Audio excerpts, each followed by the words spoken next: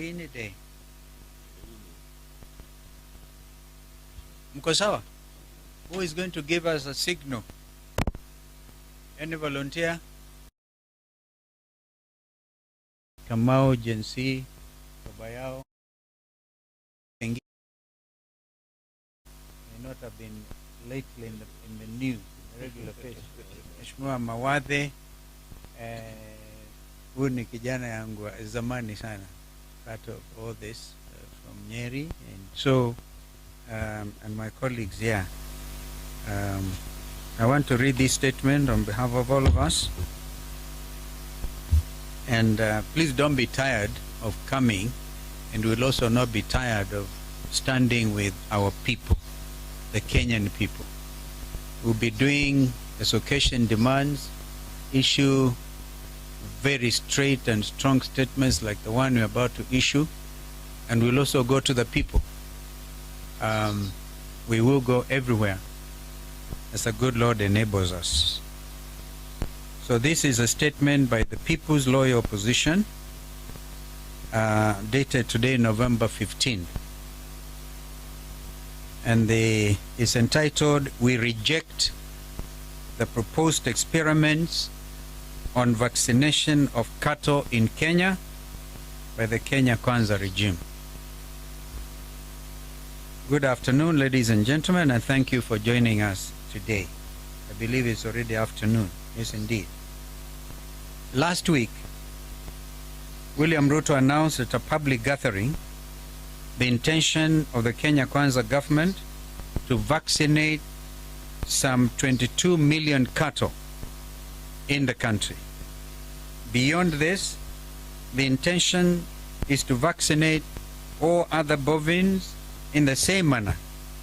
This includes sheep, goats, camels, and other domestic animals. The program has been proposed for the entire country over the coming few months and is being marketed as a part of the government's environmental protection efforts.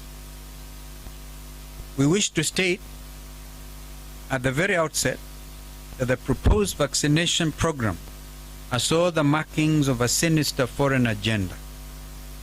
It does not augur well for the country's pastoralist group or groups and for this country as a whole.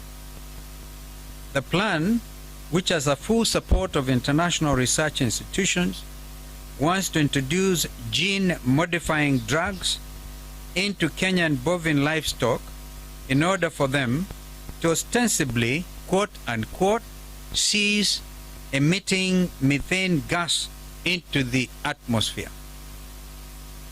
Ladies and gentlemen, animals release gas into the atmosphere as a normal biological result of digesting processes.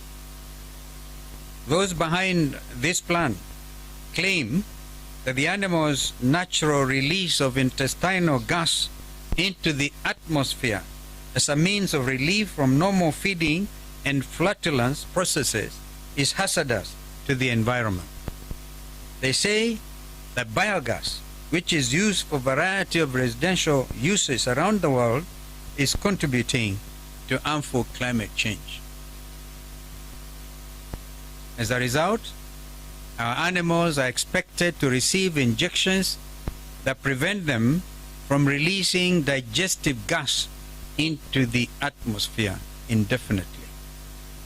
However, people behind this plan do not carry out the same vaccination programs in their own nations, where they have considerably more animals than Kenya, therefore greater contributors to the harmful climate change, quote unquote.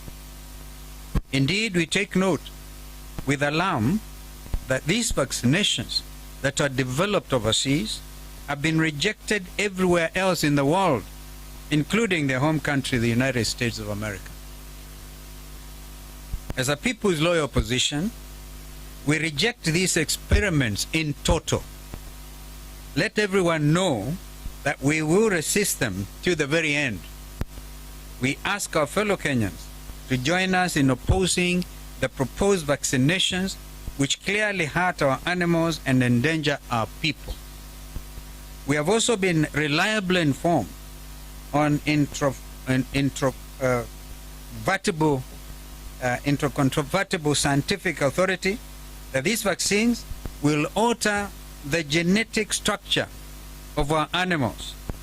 After 1 or 2 generations of vaccines, up to 36 months, reproduction of new life will begin to be plagued by issues. These issues include, but are not limited to, the birth of animals with severe biological malformations as a result of genetic manipulation. There will also be the difficulty of the animal's incapacity to reproduce completely. Some of these negative side effects will eventually be passed to human populations via the eating of contaminated animal farm produce. This is completely unacceptable, and on behalf of the Kenyan people, we will not tolerate it. It is difficult to understand why the Kenya Kwanza dictatorship alone in the world agrees to make our country a testing ground for deadly experiments. Any government's first responsibility is to protect its citizens' interests and well-being. It is unfathomable why Ruto's regime would want to do the contrary. The admission of these vaccines into Kenya is clearly irresponsible and risky. We must all stand up and oppose it. We also wish to point out that the vaccination exercise is only the harbinger of more sinister things to follow. The scheme is to eradicate farm animal production entirely. They will end production of beef and other bovine meats as we have traditionally known them in the country. The proprietors of these projects seek to replace farm foods with industrially generated synthetic meats. The negative consequences are twofold. The first issue is the deterioration of livelihoods in pastoralist communities. The second is, of course, human exposure to unusual industrial meats, the ramifications of which have yet to be completely investigated. Essentially, these are side effects. We are calling Kenyans to action by our presence today at this press conference. We urge you to oppose this nefarious act by this dangerous and unpopular regime. Pastoralists and other livestock owners have a responsibility to preserve their animals and livelihoods. Do not allow anyone to get near your animal under pretense of vaccination. Our food sovereignty, and that's important, our food sovereignty and security are not subject to compromise. Our animals and people's health are equally important. Every Kenyan, therefore, has a responsibility to aggressively oppose this cruel goal. We ask all Kenyans to remain very vigilant. Do not allow any agent or official of the Ruto regime to come anywhere near Kenyan cattle with these vaccines. There will be no forced vaccination of animals in Kenya. We all remember stories of anthrax. If you're coming to vaccinate against anthrax and know the things we all know. We will resist by all constitutionally protected and guaranteed means. Lastly, ladies and gentlemen, we commend our Catholic bishops for calling out this rogue government on its unethical dealings with the people of Kenya that are corroding the basic core values that we cherish as a Kenyan people. Now, because of this genetically modified approach, you can never plant the same seeds twice. Yeah, you plant once and you have to wait. And we went to court. We instructed our learned friend Paul Mwangi to go to court of that GMO thing. The course last few days, I think, took a negative decision. We have instructed Paul Mwangi again to go on appeal, because we must keep ourselves engaged on the welfare of our country. With the complications of shaf and shif, yeah, sha and shif, shisha, as Babayo calls them, shisha, yeah. Where are we going to get all these people? People with compromised immunity and things. But while we are at it, we want to thank the good Lord for restoring the health of our brother here, Honorable Karima. He's here. I think you should really come and be seen, because he has come to invite us to attend an event at Ken on the 8th of next month. This gentleman has just come from treatment in India. And India has become now a health tourism destination. Instead of our people now benefiting, and this is the way we should look forward and create tourism around medicine. But instead, we are dispatching our people all over, mainly to India. The story of Mheshimiwa Karima is amazing. People have written him off, but he's back. He received bone marrow transplant in India, and he's looking so well. We can do better. But with this regime, I have absolutely no idea what is happening. Instead, they are abusing bishops. They are actually literally abusing bishops. Because if you also don't respect our spiritual fathers, where are you going to get blessings from? I want to add there, and if there's any question, I know my colleagues wanting to add any comment. By the way, it was Jeremiah Kioni who actually first pointed out this thing to us. He kept on talking about it. He said, what is Jeremiah talking about? Now we've done research, we have looked at this thing in depth, and what we have just given you is of vital importance to the present generation and the generations to come. Kama hakuna swali, tunawachia tu hapa. Is a story so heavy that you're still digesting? Maybe you go a meeting also. You know, biogas is actually also produced. I remember I went to a prison in Embu, and they also do biogas. They do biogas.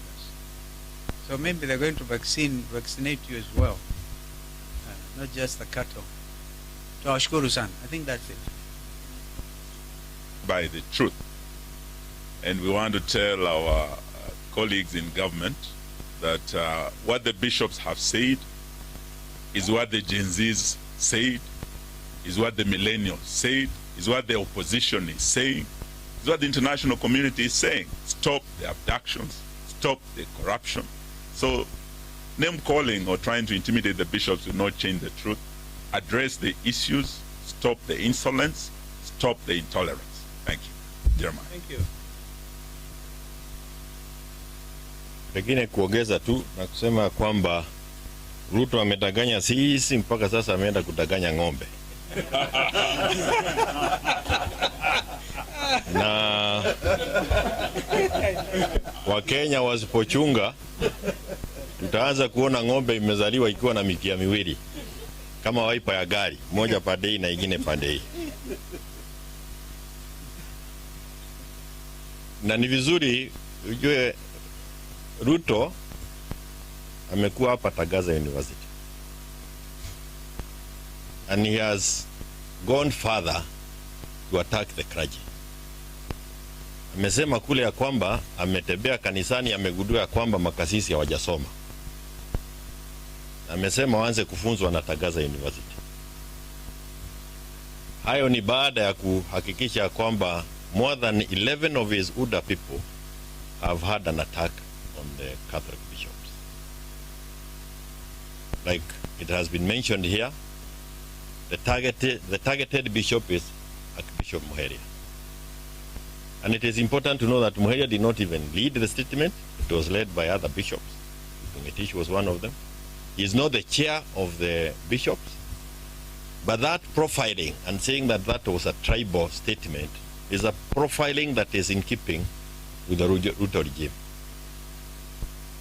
And Kenyans needs to be clear in their minds. And that's why you keep seeing us with the Mheshimiwa Stephen Kalonzo.